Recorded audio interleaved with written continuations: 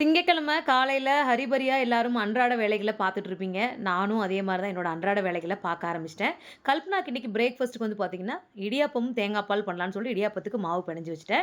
இந்த பக்கம் தேங்காய் பாலுக்கு ரெடி பண்ணிட்டேன். அந்த தேங்காய் தண்ணிய குடிக்கிறதுல ஒரு ஆனந்தம் இருக்கு பாருங்க. அது எனக்கு ரொம்ப பிடிக்கும். உங்களுக்குலாம் யாருக்கு பிடிக்கும்னு சொல்லுங்க. இடியாப்பம் ரொம்ப சாஃப்ட்டா பஞ்சு போல வந்திருந்தது.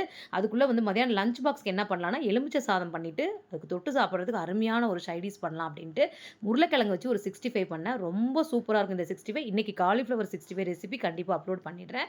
இந்த பாருங்க உருளைக்கிழங்கு கொஞ்சம் கூட மசாலா பிரியாம, அதாவது இந்த உருளைக்கிழங்கு 65 மட்டும் பெரட்டுன அது மசாலா கோட் பண்ண உடனே எண்ணெயில போட்டுறணும். இல்ல தண்ணி விட்டுரும். அப்புறம் போட்ட மசாலாலாம் பிரிஞ்சிரும். அதுக்குள்ள இதுவும் ரெடி ஆயிடுச்சு. உருளைக்கிழங்கு எலுமிச்சை சாதமும் ரெடி ஆயிடுச்சு. 65 ரெடி ஆயிடுச்சு. கல்பனாவும் லஞ்ச் பேக் பண்ண ஆரம்பிச்சுட்டாங்க. அதுக்கப்புறம் அவங்களுக்கு ஒரு வணக்கத்த வச்சுட்டு போய் நேரா வாசல்ல கழுவி கோலத்த போட்டுட்டு, வாஷிங் மிஷின்ல துணியும் போட்டேன். இன்னைக்கு தேய்பிறை சஷ்டிப்பா. மறக்காம முருகருக்கு பூஜை பண்ணுங்க. நானும் ஈவினிங் பூஜை பண்ணுவேன். பூஜை பண்ணும்போது வீடியோ போடுறேன். ஓகேங்க. பாய்ங்க.